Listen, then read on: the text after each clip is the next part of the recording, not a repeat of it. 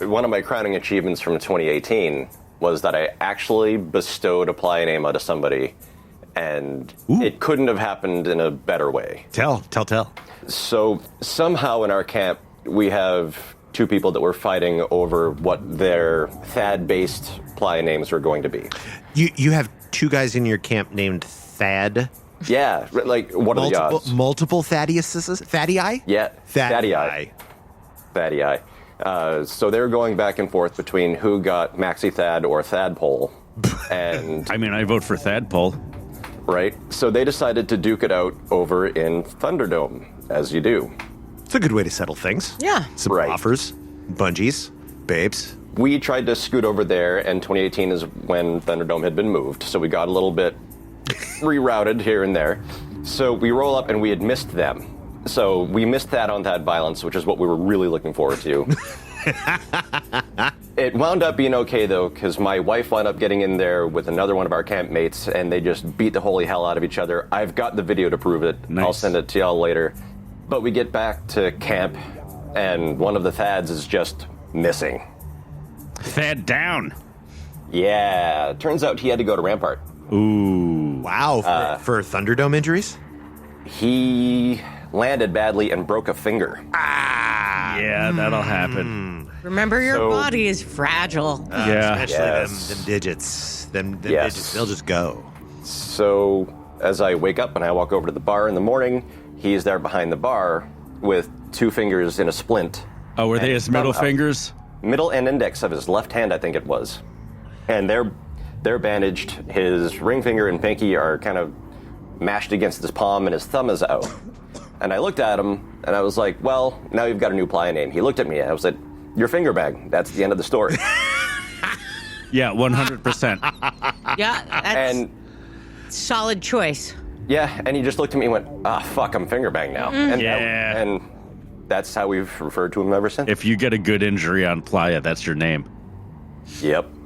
I'm trying to avoid that at all costs. Or off playa, like Spider Dick. Oh, God. Yeah, poor Yeah. Spider Dick. Spider Dick was unavoidable.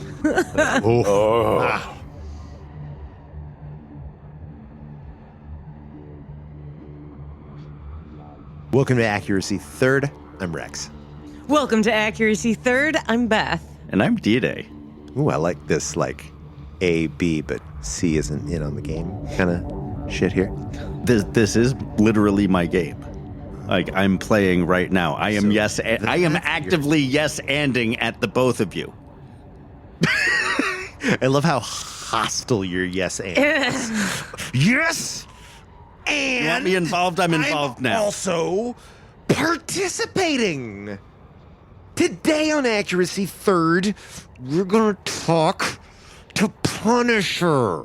I know, and this is one of those interviews where it's all of the three of us talking to a single person who meshed solidly well with the thing that the three of us foist on people.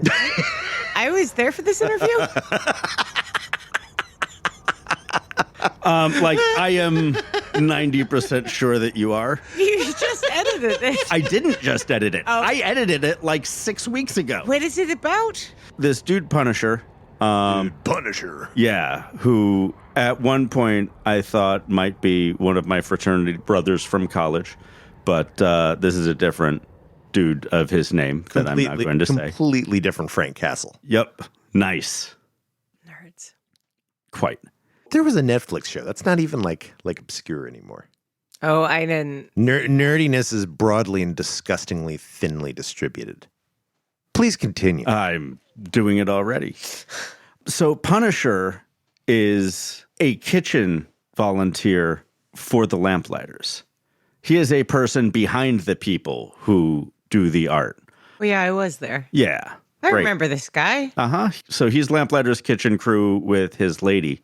And we talked to him about a whole bunch of Lamplightery stuff, but in editing the interview, it made me think about our own eating experiences at Burning Man. How, like, a lot of the gourmet-ish for playa food that we eat is definitely not prepared by the three of us. Yeah, absolutely. Even though, like, we are pretty skilled cooks. I Like mean, you two are. the Look, 2/3. you know how quinoa, broccoli, and cheese can be put together in a bowl in a way that's tasty, and you shouldn't sell yourself short. The first that thing regard. you ever cooked for me was rice and vegetables, and like that's a genuine dish in a lot of cultures. I really appreciate your guys' cooking. You guys are like listeners, you may not know this, but both of these dudes have like more cooking implements than you could possibly imagine. They have introduced me to new implements that I've never fucking heard of. We have such a small kitchen. Full of so many specific things. It's like half a hallway. So thinking about us and eating on playa, when we try to eat on playa, never works. fail, complete fail. We have an absolute anti attraction to food if that's what we're seeking out. And yet, like, some really incredible shit has ended up coming our way when we're not looking. Well, it's always when somebody like decides to cook their 12 to 20 steaks that they've been keeping on ice all at once. That's when you get the steak. You never get the steak when you go searching for the steak. Are you, that's a little Sergio in-ham. steak. Yeah. I get fed the nicest things in our camp because Sure. I mean, A, we have a kitchen that is amazing, but also B, like we have a bunch of cooks who want to make one nice special meal. And then when you're their friends, you get to be like, oh, I get a steak. Like, I legit look forward to Brooks watermelon salad all year long. aw. It's so good. It is of the only watermelon recipes that like I enjoy. I haven't really done any cooking out there personally because A, I'm not much of a cook, and B, like I have always camped with people who are and are excited about doing that. So it's always been a bit differentiated. For the first couple of years we went, Joy would make freezer meals for literally everyone in the camp, double bagged that you cook in advance and then freeze and then put in coolers and then you'd heat them up in water. And it was great. Like I couldn't believe how successful that was. I don't know. I feel very lucky. I've been able to eat great out there and not put much effort into it because I don't have much effort to give in the cooking realm. What's the best thing you've eaten out there? D-Day. So, as much as I like cooking normally, and I cook almost daily as like one of my artistic practices, there is no place that I am less interested in preparing food for myself than at Burning Man. I was floored when I found out that like there was a commissary on Playa and it serves fresh lettuce to people. Because like when I went out by myself, I subsisted on like cans of soup and crackers and instant breakfast.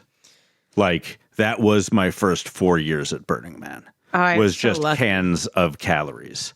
And I was so lucky. and now that like, you know, I am a grown burner, and we have friends that bring legit kitchen setups out on Playa, I am still uninterested in cooking out there unless somebody is like, oh my God, I need calories. I was going to do this thing. Can you help? I can't operate a frying pan right now. I And can I will make you a fried facilitate- spam salad. I, And like, I will be thrilled to do that. You want it on a sandwich? I'll make it. You like yellow mustard? Done. That was the first time I ever tried spam. Really? Yeah, as a grown up at Burning Man, I was floored. No thanks. Gross. It's I used to agree with you, Beth. I have turned the corner. Traitor. It's a good meatloaf. No. It's a decent little piece of pate. It's fine. To be fair, I find pate revolting. Oh, some pate is delicious, Beth. I'll smear some pate on your mouth sometime. You'll love it. I like scrapples, so my opinions on meat should be discarded entirely. A spam is just a sausage that's cased in a can rather than a piece of it. Hey, man, Scrapple is just delicious. Yeah, I haven't had it, but I What's will try Scrapple? it. Scrapple is incredibly finely ground beef sausage, I believe, a little bit peppery. It's a Pennsylvania Dutch thing. It's like a But breakfast meat, right? It's a breakfast meat, and Like a diarrhea it spam. browns up and crisps very nicely on either side. You cut it pretty thin. People in Pennsylvania, like a lot of them, think that you should put either maple syrup or king syrup on your Wait, Scrapple, I'm which sorry, I think what is King disgusting. Syrup? Imagine Caro syrup, like sweet corn syrup that tastes a tiny bit caramelized. Huh. The origin of king syrup might be English. It's like a light molasses or something? It's like an incredibly light molasses, but like a It's just corn like molasses. Sugar. It just, yes. Here's just some way to straight, put some sugar on this. like practically simple syrup, but twice as thick. Oh, come So they put that on this this fried ground meatloaf. I think that the perfect way to eat it is just with some cracked black pepper on it and put it in the middle of your omelet sandwich that you get at the diner. Scrapple. Well, you're either going to have to bring some back or we're going to have to find the local artisan hipster Scrapple. I support you two in doing this venture together. I think we should all go back to Pennsylvania and go to the Pennsylvania Burn, and I will show you like the crazy 1998 town that my folks still live in. And we go to the Pennsylvania Burn and like do a really bad rendition of the Rumspringa. No. Just No, we do no. nothing at all Amish like. Dude, we don't do Just tell people. I'm sure the Pennsylvania Burn is super cool, but like we don't do shit like that in Pennsylvania. We do shit like that in upstate New York or No, Jersey man, if we go there. we're California Amish. We are from the West Coast, guys. Or we are from San Francisco. I don't think we have Amish in San Francisco. We might have a Mennonite or four. No, Amish can't survive in San Francisco. We got Shakers. Quakers. We got Quakers. we do have Quakers. There are Quakers everywhere, and they are of the best of the magic thinkers. That's true. Yeah. I am generally pro Quaker. Incredibly Give your kind, consistent folk. give your local Quaker a hug. They're nice. Good ethics, good oatmeal. You know who else has good ethics and good oatmeal? Punisher. Our friend Punisher. That's right. This is Punisher, everyone. Brought it back around.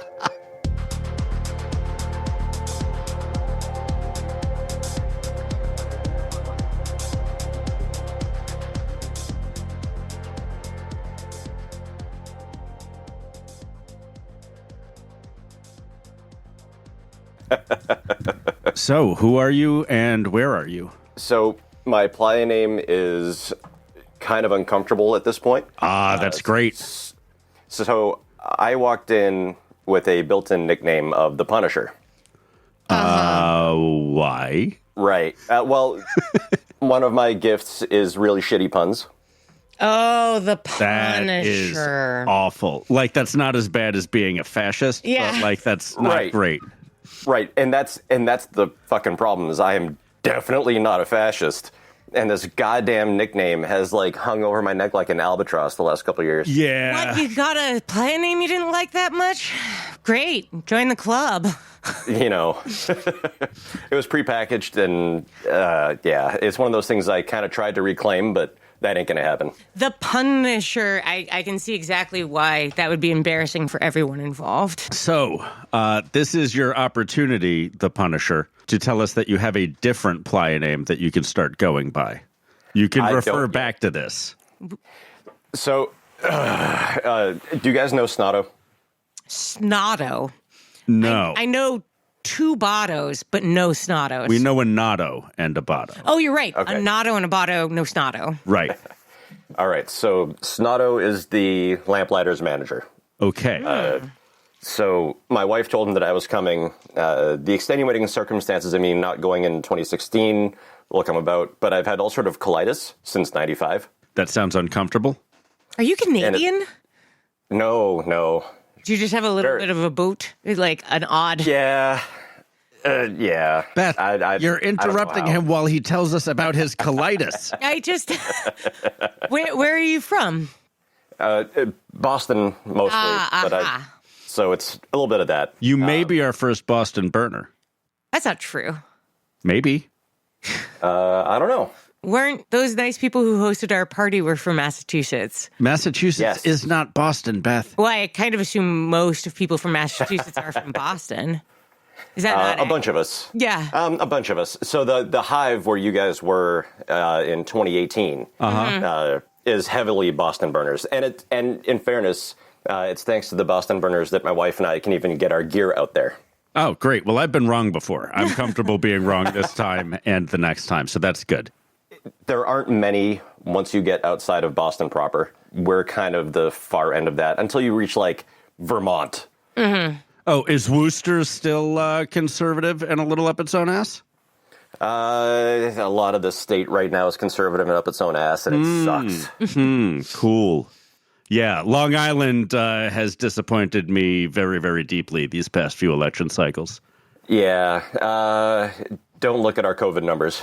Oh, I won't. Great. Easy. They're fucking awful.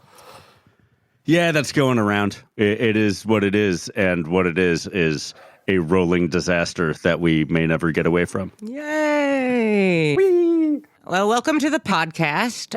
Yes. Where we lightheartedly tell our stories about Burning Man while contemplating the end of all of humanity. Yeah, this didn't used to be an existential podcast, but now it is. Right. So let's roll this back. So the playa name and why the colitis comes up. Snotto, who I love to death for a bunch of reasons, declared to my wife that my playa name would be Depends. Ooh. Yeah. Why is that? Well, I mean, it's a pretty good bit. Yeah, I might have to settle into it. Yeah. Is that a new thing? No, that was the original. And when my wife was like, "Oh, so Snotto wants to call you Depends," I was like, "Oh, fuck, no, I can't. I just can't. I can't do it." I don't know. I think it's got a charm to it. It's got multiple meanings. So You already have a wife. Fine. Takes a lot of the pressure off having, a stupid face or a stupid name. The thing about having a playa name that's a bit is you have to be constantly on. You have to always be ready to deliver that bit. Yeah. Oh, yeah. Hey, what's your name? Depends. Huh? Right. Yeah, that's a good point. So I've been tasked with having to get a new radio handle this year, and I don't know what it is, but it has to be something that, like, I will actually respond to and hear when it happens. But it also ought to be funny and maybe a bit. You can't be balls deep? No.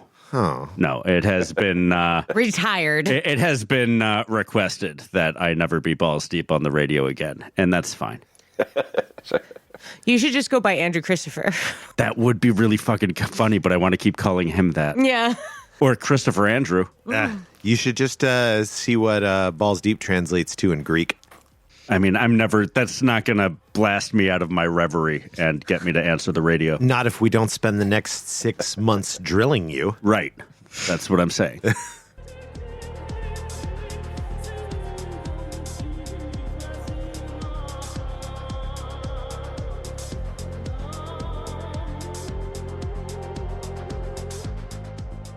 So, in 2016, my wife got the crazy notion to go. We had heard about the burn a bit here and there, and she forgets exactly where it all started for her.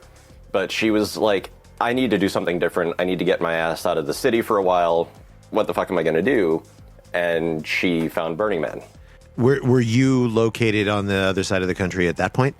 We're still just north of Boston, and our fucking town right now is bizarre. I'll get into that. Cool. She flew out on her own, striking out on her first, real big solo adventure in a very long time. She went through all the volunteer surveys and everything and found a home with lamplighters. So she was working the kitchen. They wanted her to manage the kitchen the next year, and she was like, y'all are out of your fucking minds. Yeah, that's one and done. So she came back, and at that point, I didn't know, look, I know it's Burning Man. Are there portos, first of all, because see the aforementioned colitis.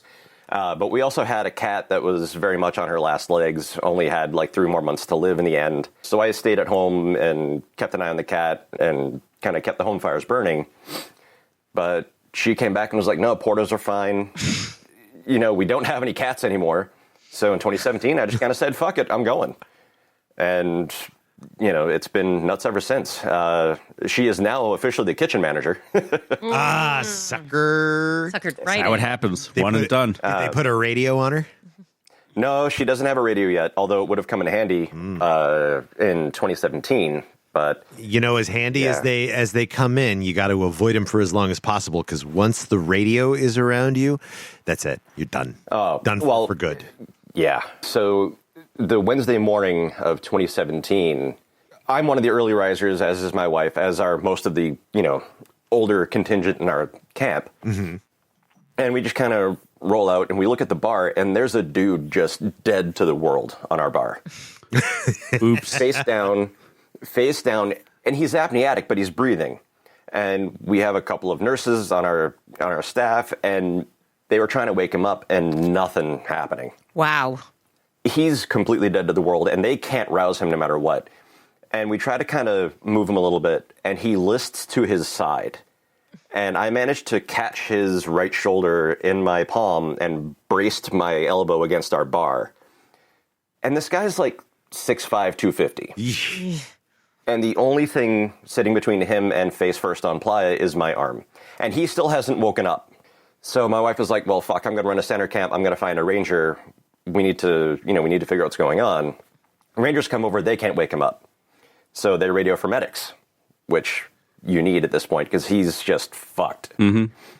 And medics show up, and they can't wake him up. They break out the stretcher. So we've got an ambulance on Rod's Road right in front of camp. And the second they get him seated on the stretcher, he snaps awake, and he's pissed. Now, 6'5", 250. He's not a small guy. Yeah. He's perfectly rectangular. And he's freaking the fuck out. He's screaming, get off me. I don't consent to this. I didn't want any part of this. And medics are like, do you know where you are? Because obvious question. He's like, I'm at Lamplighter Village. I'm at Burning Man. I ran the ultra marathon last night. And now he's just juiced full of Narcan. Yeah. Almost. Yeah. So we're like, dude, look, we didn't want to have to call anybody, but you're dead asleep at our bar at 8 o'clock in the morning. Like, this is not an okay spot. Yeah, we can't just assume that you're a runner. Right. So we get him a little bit of food. We try to get him some water, and he waves off medics, and they're like, you need to sign a consent form, and he's kind of like, fuck you, I don't have to. Yeah, dude, unresponsive is unresponsive. Right. So medics take off, and this is where most normal stories would end. And But this guy is litigious. well, Oh, really? Oh, it gets better. Oh, my God, I can't fucking wait. So he's getting some quesadilla in him because we had fucking quesadillas for days, long story. And we're trying to get him to have some calories and some water when the fucking feds walk over. Into your camp? Almost. So they heard from medics that they had a combative patient. And as he's walking out from our camp, they're just kind of strolling up to him. And I'm like, oh, fuck. And they get into a very heated, I won't say shouting match, but it was definitely a heated discussion.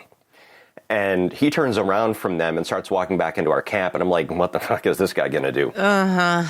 And the feds start following him into the camp. And he looks at them and he's like, I'm just going to get my fucking bike. And we're like, there are no bikes in the bar. So he storms through the bar all the way to the other side, grabs his bike, pedals off into the dust, and disappears. Good. Yeah. What else? And the What other feds- response, other than not fighting with the feds, what other response do you have with the feds? Right. No. Am I No, being I'm sorry. detained? Yeah. Yeah. No, I understand that you think that, but in fact, no. And yeah, they kind of looked at us and they were like, anything else? We're like, nope. Yeah, no, never was a thing. Nope. Remember, people, exercise is dangerous. Yeah. Yeah. Right. Cops hate hippies, even if you jog. I know you like to run. I know you like Burning Man. You don't have to run 100K at Burning Man. Stop it. Yeah. Oh, and even God. if you get to, like, I get to and I don't, you know? Come on. Run? If I want to. Sure you do. Yeah. Yeah, you are permitted. Uh-huh. Thank you, Rex. You are also permitted to run. I shan't. Well, Yeah. that's your prerogative. No. Yeah. Your body, your I choice, was- bro. My knees did not choose that I would ever run 100 kilometers, Right. nor my arches for that matter. Yeah, you got that Andre the Giant thing. It's not my fault I'm the biggest and the strongest. I don't even exercise. Well done. Yeah, you should see this guy. He can do that voice while he's also ripping a piece of rebar in half. It is frightening. See, here's the funny thing is I've met y'all in person twice now. Yeah, I believe that. I remember you too, buddy. Look, D-Day, you had the single best response at the appreciation party in 2017 because it was I fucking love that. hot. So y'all came over and there was a contingent of people hanging out on the couches, and I stroll over and Beth, you greeted me and you gave me like an enormous hug. And D-Day, I looked at you and you said to me, I consent to a hug, but I don't consent to getting up, and it's too fucking hot. Yeah, I remember that. I And remember that as well, actually. And I completely understood. And I was Yeah, like, I oh, believe I just sat down from like bartending or some shit like that. It's probably pretty drunk. God, 2017 was fucking awful. That was a hot year. What- And y'all were real friendly. And when people are friendly and it's hot, I drink. Yes, It's a law of nature. that's the plan. So when you came out and joined Lamplighters, was it an immediate like home? Like, yeah, I love this. These are my folks. You know, it really was. And I'm not the hippy dippy, like, oh my God, Burning Man changed my life. But it redefined home for me. I moved around a bit as a kid, you know, not like military, you know, brat or anything, but I shuffled around here and there. So I never really had roots. I seriously bounced around to like 10 different places throughout my childhood, more or less. And nothing ever really felt like I belonged there. And even amongst our peers out here, I don't always feel like I'm kind of like part of that group. But for whatever reason, I set foot on Playa, and it's like, yeah, I'm one of you assholes, and that's all there is to it. And it's pretty great. I identify with that so much. I also moved around a shit to this day. I have never had a stable location that was really home, but Black Rock City is it's it. It's the stablest thing in my life. Yeah. And look, there's something to it, right? So we have made some incredible friends in such a short time. And making friends as an adult is a bitch. Oh, Yeah, goddamn right. I don't even know how you do it outside of like working with people at Burning Man. Yeah. Like Theater. other, like right, your job maybe if you're lucky. Tinder. Yeah, you got to have a club. You got to bowl or, you know, Dating for friends. yeah. Oh! You know how you can make friends? Bumble. What you do is you start paying attention to the Q drops, and you get to bacon. And once you're baking all them Q drops, then you know where JFK is going to come back to life, and you can just go hang out there with all the other people who are in the know. Oh my God. Is it not still cool? Are we not in the strangest timeline? Is it not still cooling on?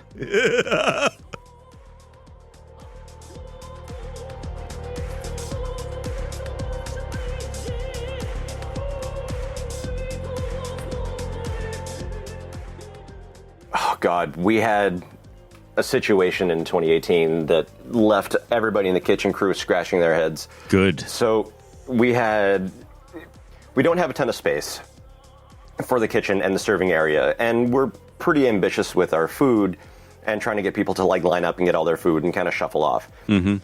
Well, we realized we big needed is- more space. Just out of curiosity for scale, how many people are you guys feeding?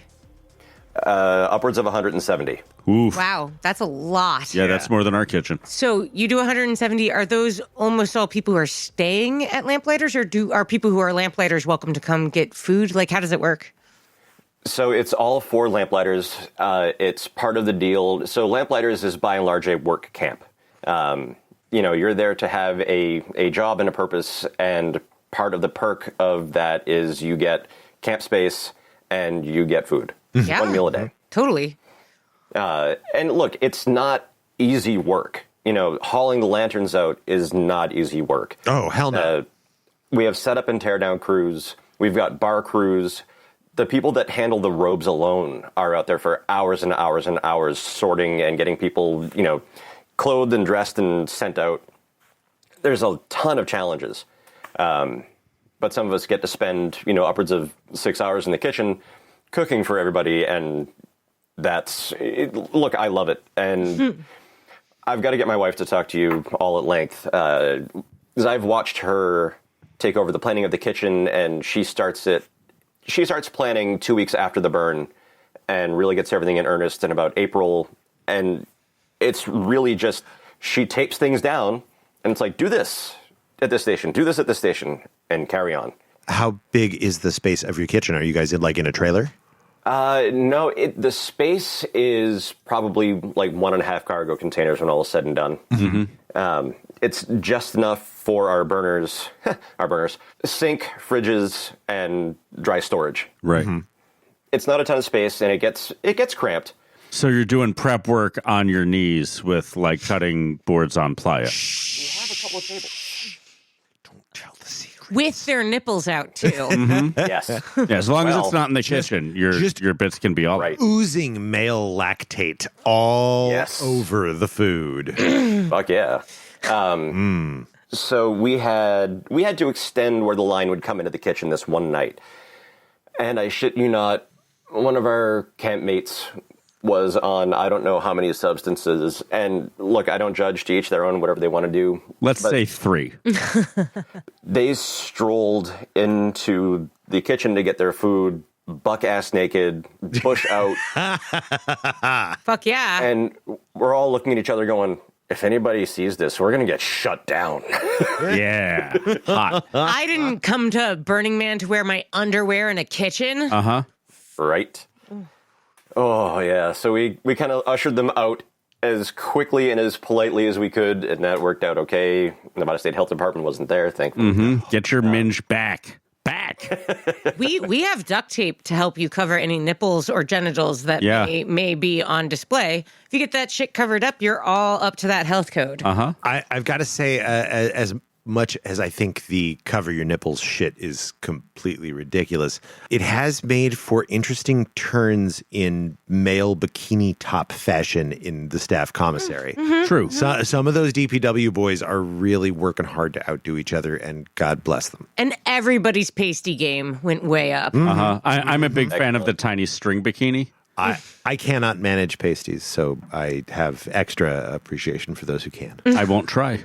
Yeah, no, thank you. They're not really for boy bodies. Body tape, spirit gum, all that stuff is bullshit that you can just barely pretend works. Get that man a male bikini. Look, the thing is, I just don't wax, and it would work if it did, but I don't, so it won't. I hadn't actually thought about Yeah, no, that you're there's furry, nothing for it to stick to. except your hair. It doesn't work. Yeah. The Epoxy surface area works. shut up. Epoxy works on everything. Never a second time. I'm not epoxying anything else to my body at Burning Man. At least not on purpose. We'll see. I keep telling you it's a bad medium for that environment. So is kitchen separate from bar? Are you guys a different crew of people? Because I know there's a bartender there all the fucking time, except for when people are walking. Yeah, except when we show up. Yeah, except when we show up. Yeah. That's why we have Scully on speed dial. Yeah, which Scully is pretty great. And by speed dial, Oh, he came running. Shouting his name shouting drunkenly. his name until he shows up to make sure he's not in trouble. Yeah, we were definitely asked to leave. But we didn't. We told him Scully would be sure that we were supposed to be there. And God bless him, he was. I love that guy. Yeah, he is amenable. A bit aggrieved. Our apologies, Scully. You're great, and you left us, and you should have. I don't think we imposed on him that hard. Nah. We all left drunk, including him.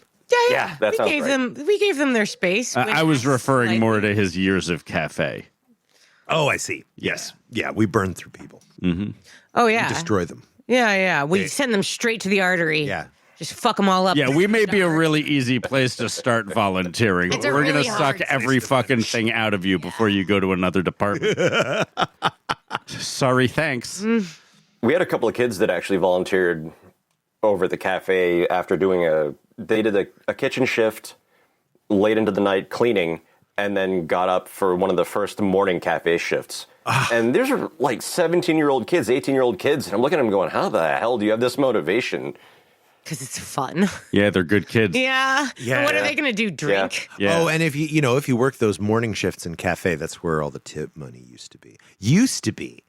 But now, fuck your comments. And also, where are you going to Right. find that person to run off with so that we all have an Amber Alert and shut down the fucking gate? Oh, Jesus. Like, as a 17-year-old, you really need a chance to meet a bunch of people so you can figure out which one of those is gonna block Burning Man traffic for a couple of hours While you folks look get for yours. Yeah.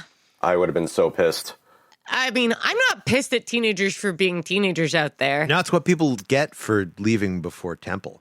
You're going to leave before Temple, you're risking an Amber Alert closure. That's just the real thing. No, that was post-Temple in 2016. Oh, you're absolutely right. Was it? That was you know what? That was annoying to me too. That was Monday morning. Once again, my wife was in that traffic, just sitting there. Keep your teenagers close. Parents taking Right. their teenagers to Burning Man. Look, when they hit 15, leave them at home for 3 years. That's all I ask. 3 years at home. One of our dearest teammates I met before he was 21. But if it wasn't for him, I'd be like, fuck it, just make it 21 and over. Like, you're not welcome Yeah. from 15 to 21, and then you can come on back. We have a couple of young folks as part of our crew, but one is like basically a second generation lamplighter at this point. And if he's got to be 14 now or something. He was there in utero and has been there every year since.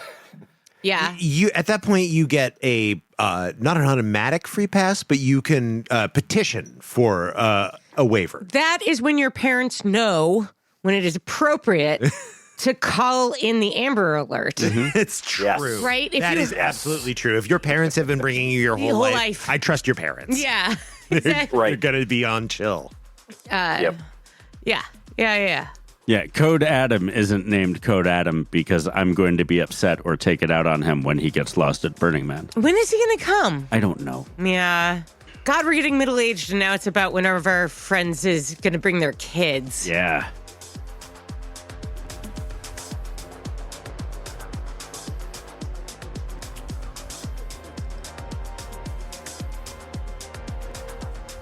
All right, bringing it back around, though. So back to Burning Man and this thing that we do, and Lamplighters in particular, and you in particular working in the kitchen at Lamplighters, which is a different crew from the bartenders. I was just wondering because the bartenders at Lamplighters are just the most hit and miss bartenders I've like. It is either someone who's going to bend over backwards to make me something incredibly gorgeous, whether I ask them to or not, or someone that is going to nod towards some hot vodka and Sprite and say, help yourself. Like, it's a real roll of the dice going to the bar at That's a Lamplighters. very good point. Yeah. Yeah. I'm only just realizing that has happened a lot to me at the Lamplighter bar Yeah. because I'm a really annoying patron of a bar. I'm Just somebody really who annoying. usually drinks like just beer and whiskey. But when I go to a bar at Burning Man and people are serving all sorts of things, like I do an awful lot of bartender's choice.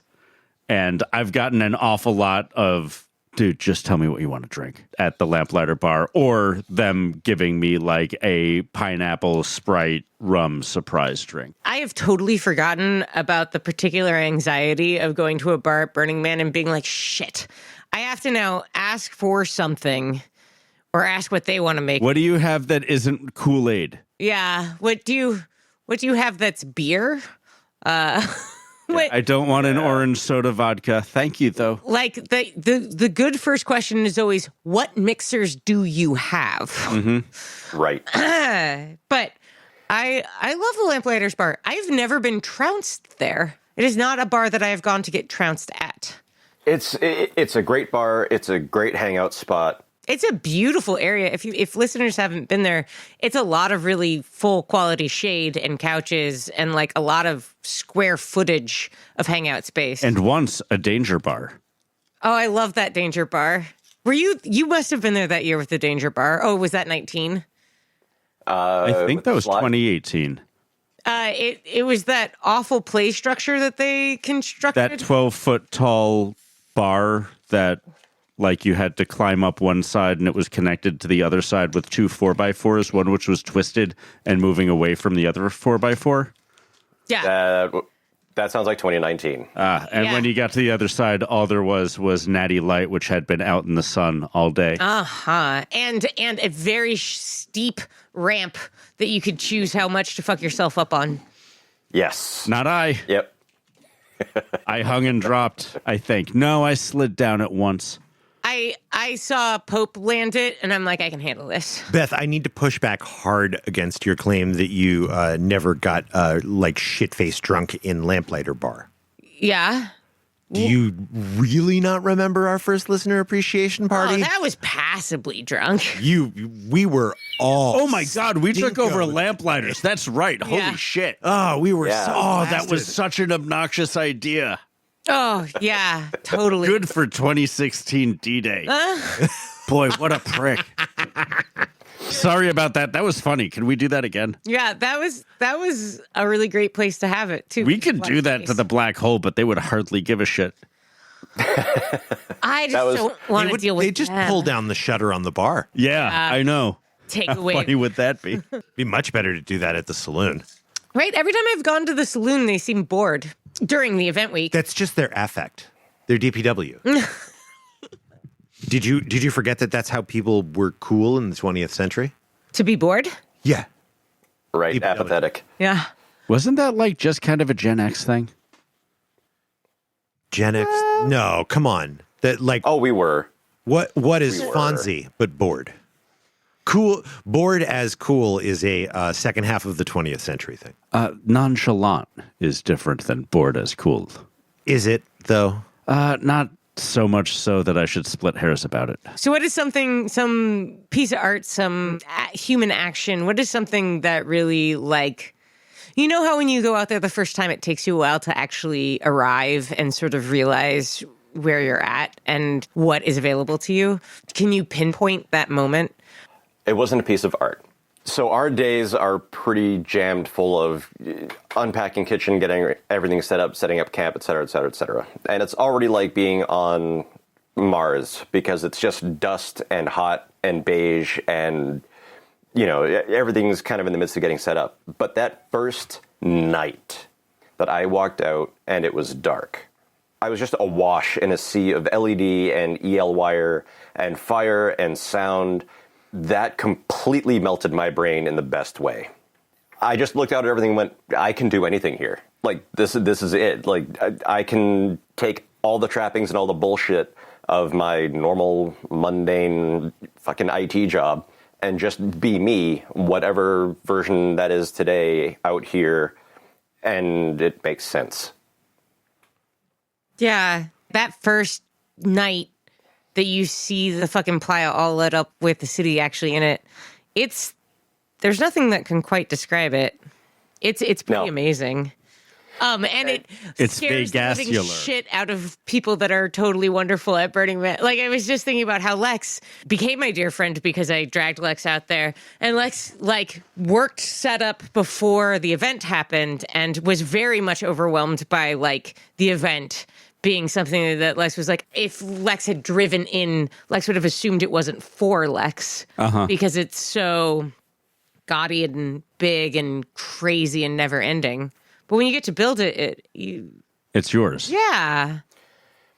I will say, in terms of single art pieces, the Tree of Tenere in 2017. Oh yeah. Remember that tree? That was really a thing, wasn't it?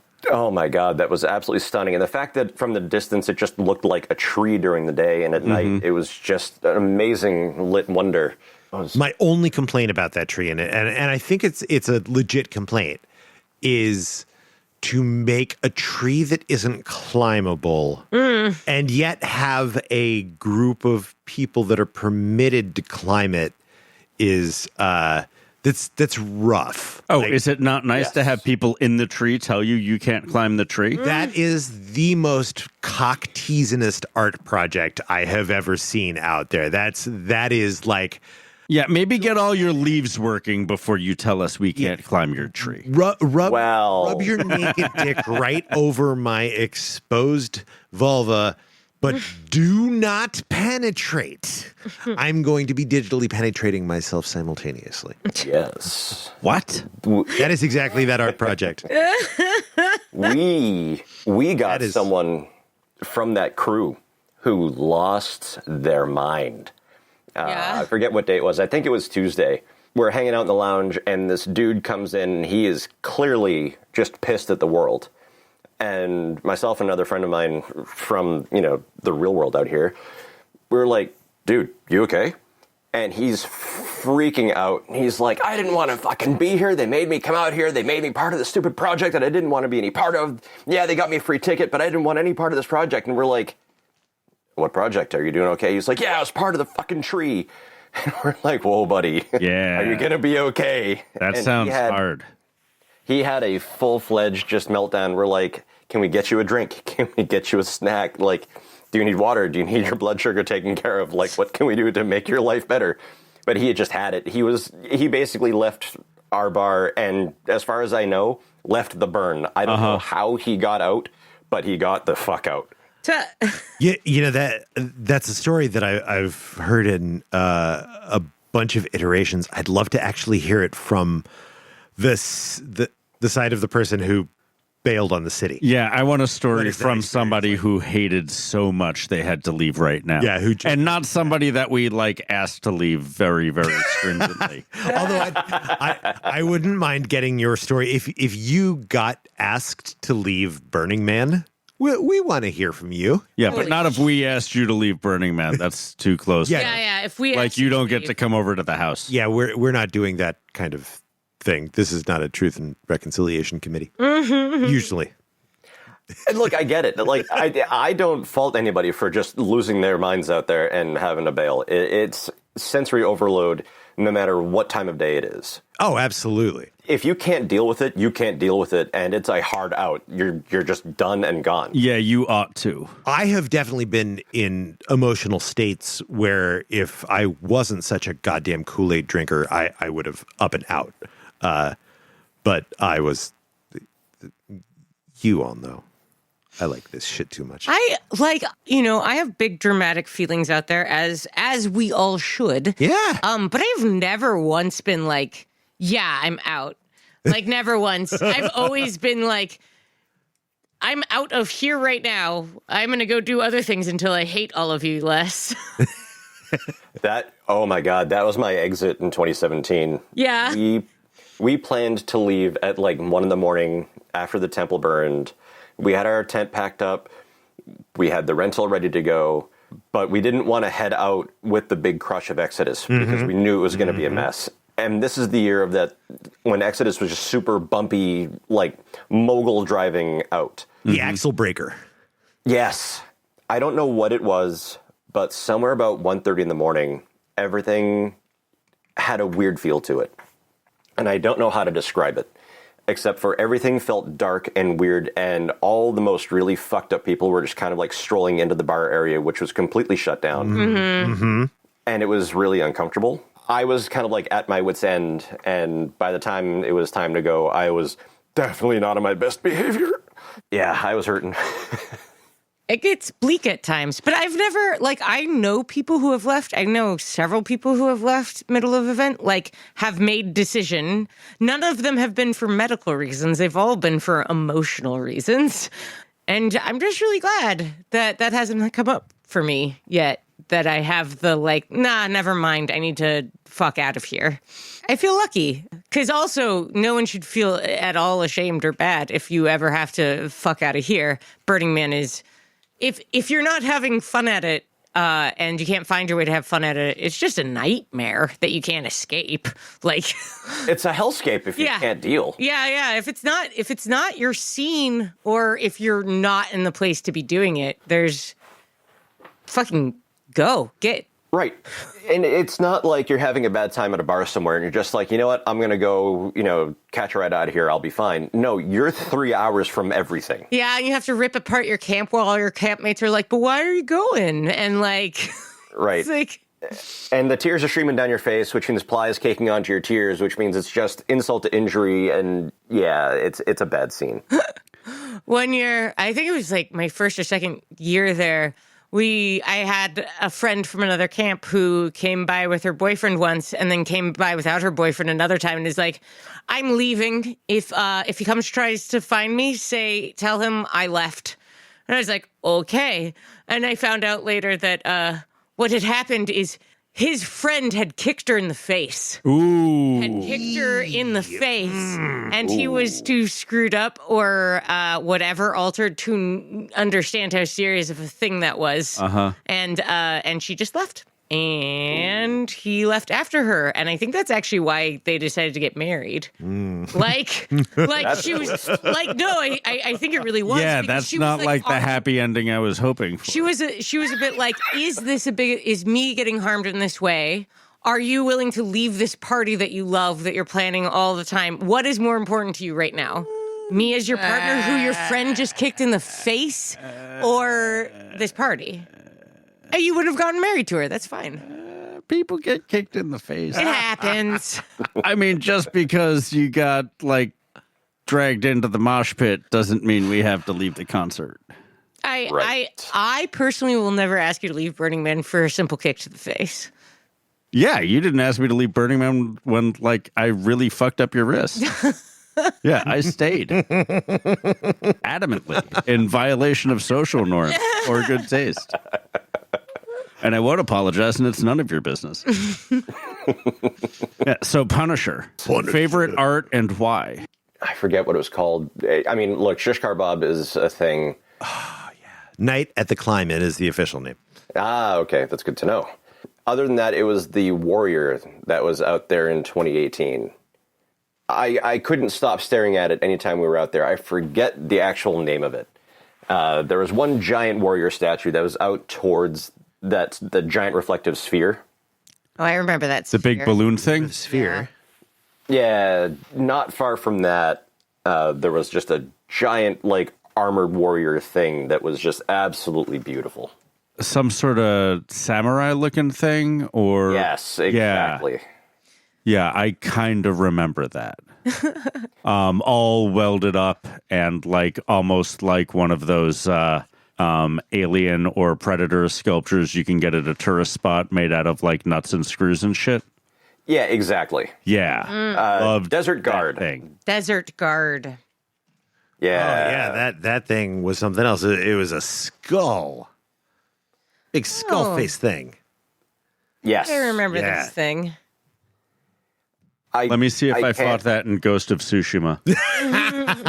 Oh, fuck yeah. No, I had a nightmare about that thing, and it was really hard to stab him through the face, but I did. When you finally come face to face with Yoshimitsu, it's really more than what you were bargaining for. Yeah, 100%. You thought he was just going to pogo stick on his sword, but no, he's going to eat your soul. The best prank I've seen out there, though, was the Poser Moon.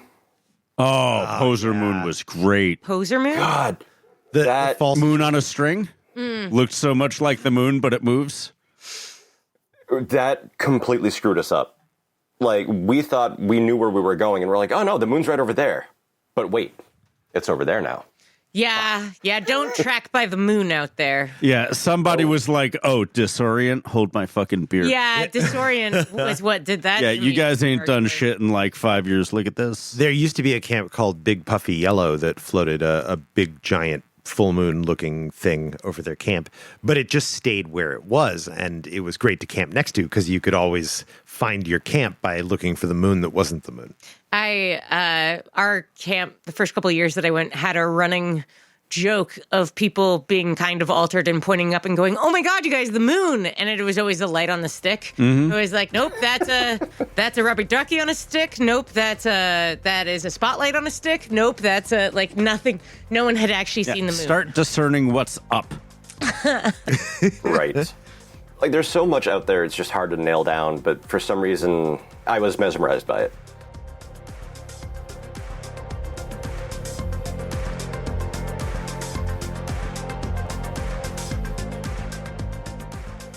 So you're planning on coming back 2022? Yes? Oh, yeah. Yeah? Oh, yeah. There's no question. I learned my lesson from 2019. So you didn't get any pandemic cats then? No. Smart. We're very happy to not. Look, we got to get on playa this year. We've made 2 trips out to the West Coast in N95s, and we're mostly isolated except for a few friends that are, vaxxed and smart. And we got to go out to Fly Ranch. We got the walking tour, which was amazing. Neat. And got to hop on playa for a couple minutes and get dusty and feel like home. And the second that smell hits, it's like, oh, right. This is where I'm supposed to be. You're like, oh, man, I just fucked up this brand new car. This is always and forever going to be a smells like playa car. See, for us, that's a rental. Yeah, those years are behind me. It's much cheaper to fuck up your own car taking it to Burning Man. Yeah, but you can't rent skin, and your skin is going to remember that trip to playa for at least a week every time. Yep. Look, we get extra hits of it. So our stuff goes out on a container because Boston Burners have a couple of container trucks that go out. The Hive has such massive pieces that they need to haul it out there, so they open the trucks up to, Boston Burners that are willing to pay into the shares, and there's work involved. You have to show up for a 2-hour shift to load the trucks for everybody and so on and so forth, which is great because our stuff is out there. We just have to walk over, get it, and drag it back to camp. We would love to be able to drive, but we ship our stuff, we fly out, we get a rental. We did the Burner Express in 2018, which was an experience. Well, you should tell us about that. This episode is going to come out after the episode with the Gate folks, who tell us about how the cops just indiscriminately pull over the van that brings all of the luggage in from Burner Express. So, oh, I'm sure. Yeah. So the way in was totally fine. From San Francisco, where we flew into, all the way in, not a problem. Getting back out, though, that's where shit got real. Where do you pick up the Burner Express from? There is a depot over by the big water station. There's an actual bus depot on Playa. Cool. Is that cool? D-Day learns things about Burning Man. Well, I mean, I've been to a bunch of bus depots in my life. There's not as many now as there used to be, but they were always kind of grimy and dim. And I just imagine even if there's one on Playa, maybe it never gets the full direct sun there. Maybe. Maybe it kind of felt like that. That's a real bus depot then. Our way out, we had somebody that was literally riding a bike in the dust trail of the bus to try to catch up to it to get on it. Yeah. That was just brutal to watch. But our driver, I'm pretty sure, was a Russian mobster. He was missing at least one finger that I could tell. Nice. Damn, 3 for 3. And he was on his phone yelling at somebody in Russian the entire drive. And the drive on Monday is 10 hours to San Francisco because you're dealing with holiday traffic through Mountain Pass.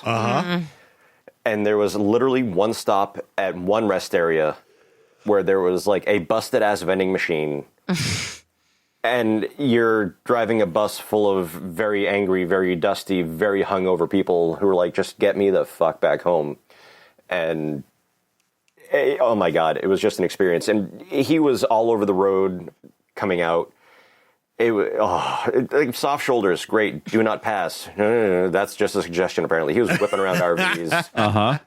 Oh my God. It was take your life in your own hands on the way out. And the BXB is a fantastic service. It's great. You can cram a whole bunch of people in a very small space and get them on Playa. and they're not like us renting cars like assholes. Uh-huh. So you're cutting down on a lot of unnecessary, fuel consumed and consumerism and all that happy horseshit. But oh my God, if you get a bad driver on the way out, it's an experience. We should really go down to that bus depot and install a fake curb and be winos on the curb in front of the bus depot. Oh, that's brilliant. God damn, like it's unnecessary to build a curb, but building a curb makes it that much better. I mean, I hate most of your ideas for building shit on playa, but you're right. We should build a curb. We need like fucking strawberry ripple in paper bags. And we need to be recording people at the bus depot. And flannel gloves with no fingers. I want that. One of my first memories of like being impressed with technology was at the Greyhound station in the early 80s. Seeing somebody use one of the old quarter operated TVs. Yeah. Yeah, you would get like 5 minutes for a quarter. Yeah. Oh, they were all so like back in the day when people smoked all the fucking time. Like there would just be like God. Cigarette fucking burns from like crazy sad people who somehow were solving their problems by pushing lit cigarettes into these terrible fucking vending TVs. I'm going to say that the TVs in the Greyhound station in Sacramento were operational well into the late 90s. Same ones in Binghamton, New York. Like Greyhound just cannot diminish further. Well, it can. Past a point. It's gone. There is no Greyhound station in Sacramento anymore. Yeah, and the one in San Francisco that was truly fucking creepy is now like an Academy of Art University or some shit. That's because everything in San Francisco is an Academy of Art University if it can. Yeah. Yep. They're bad. They're horrible.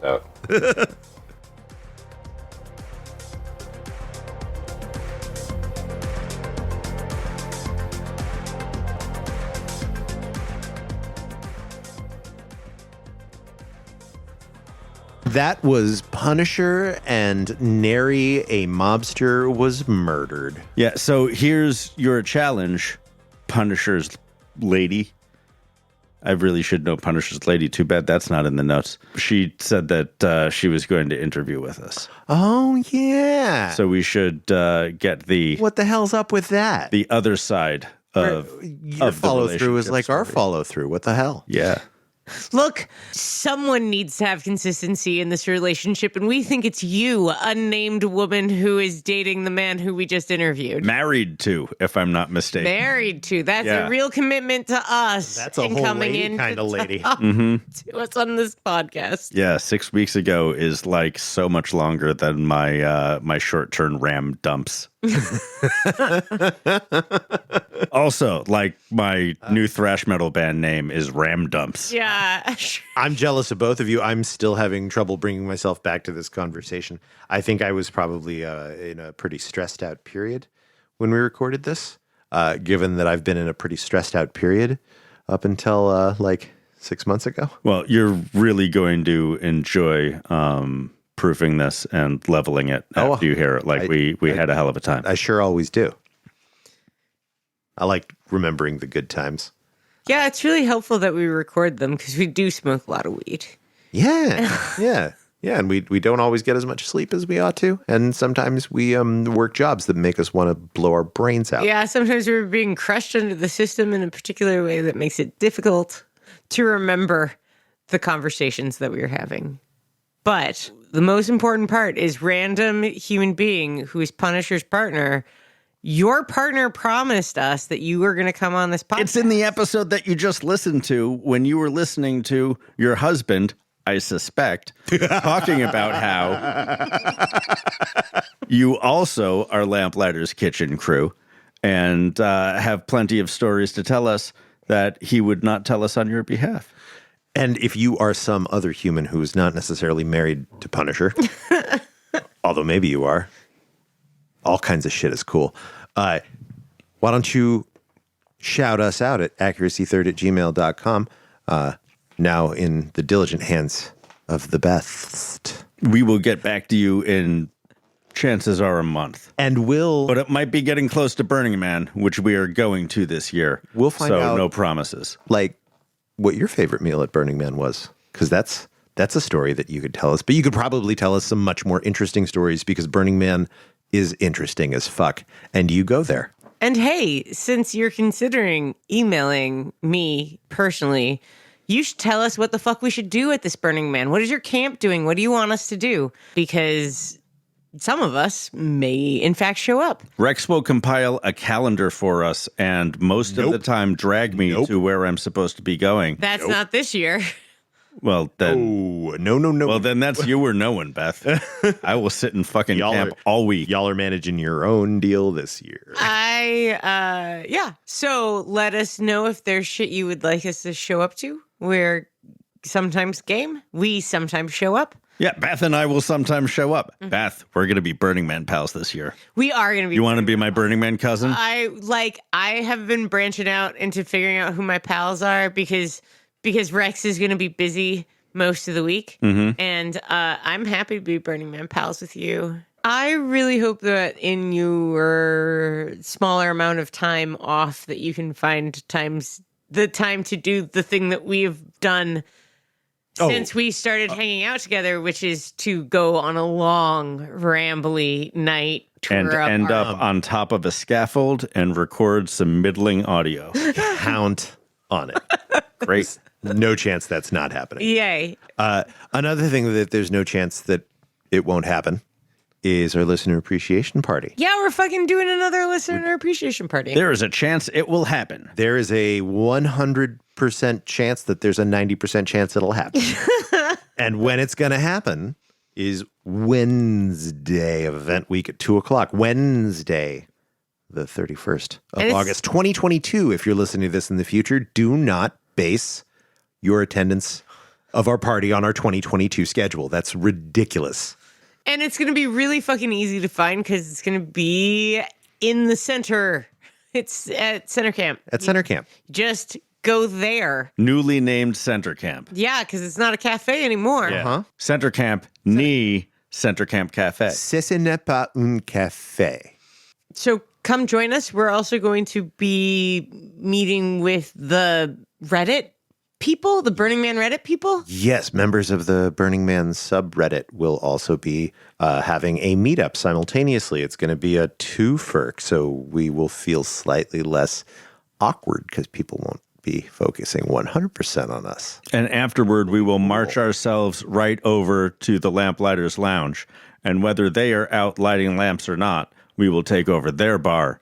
I'm sorry in advance. D-Day is planning on being obnoxious, but we will have some drinks and stuff, but you should bring shit, and we will have shade, and we will have hanging out time, and it will be lovely. And swag for you. Oh, yeah. I will swag right the fuck at you. There'll be stickers and whatnot. And a lot of sweaty hugs. If you're interested in sweaty hugs, there are 3 of us full of sweaty hugs. And there won't be a bar for us to hide behind, so like you can get us from all sides, which will really make us uncomfortable. I hadn't thought about not being able to hide behind I can bring a bar. Yeah, let's just bring a bar and like set up some stanchions. Each of us will be wearing a barrel into which D-Day will have built a bar. You can hug us from all the way across the bar top. I will make us cigarette girl trays. I'm sorry, I demand a Niagara Falls barrel. The music in this episode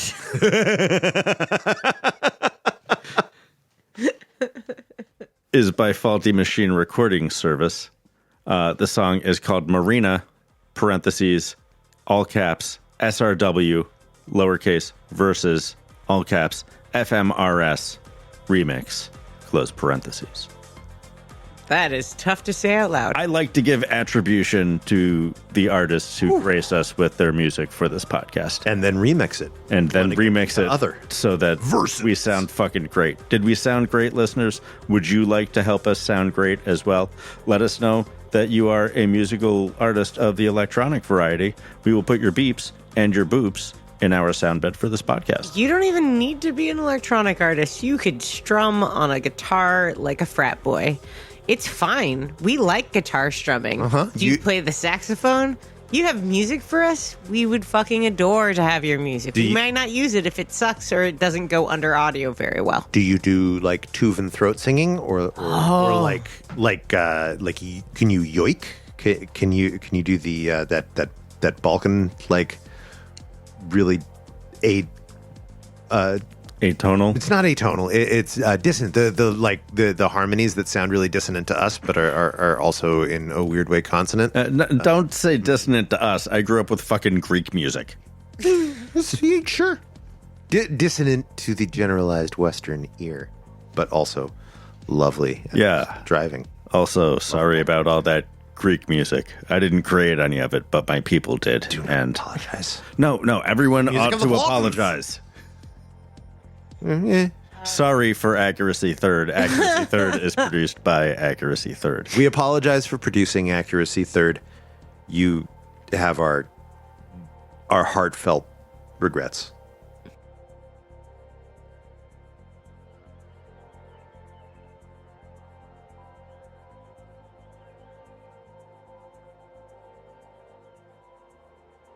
What was the thing your first year that caught you most by surprise? Honestly, the ease of camaraderie with my crew. Mm-hmm. Look, I'm not always the easiest person to get along with. I'm kind of a pain in the ass, and I completely, I own up to it. And look, I didn't say it wasn't my fault that I didn't fit in many places, but there was just something about this group that I just gelled with immediately, and I was not expecting that. I was expecting to go in, kind of do I'm on vacation by Thursday. I'm going to want to go home. Like, that's just how it is. Mm-hmm. But all these people that were surrounding me were so great that by the time Sunday showed up, I didn't want to leave. I was not expecting that at all. Yeah, Burning Man is people. It's made of people. Yeah. And the real bitch about being kitchen crew is we don't get a ton of time to really go out and explore the city because it's a 6-hour shift. Right. Uh-huh.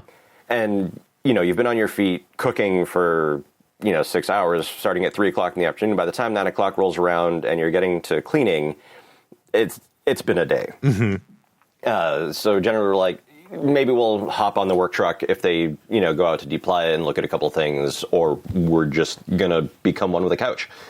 And usually the couch wins. Not going to lie. Couch is there. Couch is always there. Yeah, out is out, and out is sometimes far. It kind of sounds to me like you guys need some assistance, either like human or chemical. So it's funny you say that. I, apart from one night, have always been sober out there. Mm-hmm. Don't get me wrong, I'm certainly not against substances, but the only time I've been drunk out there was after the man burn in 2018, because I was one of the lucky few that got to push the luminiferous. Ooh, fun. It's amazing. And look, what is the luminiferous? So, have you ever seen the rickety-ass wagon full of flaming kerosene that all the fire performers light off of around the man? Yes. That thing. Neat. And it is just as rickety and terrifying while pushing it as you think it is. Is that like a function of the lamplighters to bring that thing out so that Conclave can light off it? Nice. Yes. Crimson lights it. We push the damn thing, and if you ever get the chance to push a rickety carriage full of flaming kerosene through a crowd of 80,000 people cheering, I strongly recommend you take that opportunity. Yeah, that shit is right up my alley. I almost burned down the peak. woods so many times. It was incredible and amazing, and I couldn't believe I had done it. And we got back to the bar, and I just went at it and was tanked at the end of the night. But yeah, substances would be the right idea. I will absolutely accept an honorary doctorate from Lamplighters and be allowed to pull the rickety thing out to the man. Thank you very much. There are also lots of ways that you can chemically support an expanded Burning Man experience that don't necessarily challenge your sobriety. Modafinil is a hell of a substance, and most doctors will just prescribe it for you. They don't know what it is. Ask your doctor about modafinil so you can party more. All right. We had just, so a lot of my stories are second and third hand because I absorb from everybody around us. We had one of our days in 2018 where one of our kitchen crew were like 20 minutes late to the shift. It's not really a big deal. He was reliable. He was fantastic, a hard worker, just busted his ass while he was out there. So he shows up 20 minutes late and he's apologizing to the ends of the earth. And we're like, buddy, you're fine. Don't worry about it. It's 20 minutes. He's like, so I was in my tent and I was getting ready and this guy just like burst into my tent and he was completely spazzing out and I didn't know what to do. And I finally got the story out of him. He had a pocket full of acid tabs and his shorts got wet. So he was tripping his balls off. He was tripping our kitchen mate's balls off. He was tripping every ball off for a quarter mile. And he was like, I didn't know what to do. So I just like sat him down. I gave him some water. I'm like, you're going to be fine. You're going to be fine. You're freaking out. You're going to be fine. And I guess the guy just eventually like fell asleep in his tent. And he came over to kitchen crew and was like, I don't know what to do. Yeah, but I left some passed out acid guy in my tent, so like that's gonna end up fine. What are we mincing? The lovely truth about that is he was going to be fine. If he went to sleep, there is no chance he had absorbed a significant amount of acid through his skin. It's hard enough to absorb a bunch of acid through your skin, but if you can sleep on it, you're fine. As long as nobody knocks him over, he'll be fine. He was already fine. Let's try to have all of our inebriates be intentional. Yeah. Yes. Just everything goes in a fucking Ziploc bag. Like Right. Ziploc bags are great now. They got Carry those your freezer drugs ones. in a Like bag. you can get them small, you can get them big. Everything goes in a bag. Who's just putting like loose acid paper in their pocket? Wooks. Wooks. Yeah, that makes sense. Yeah.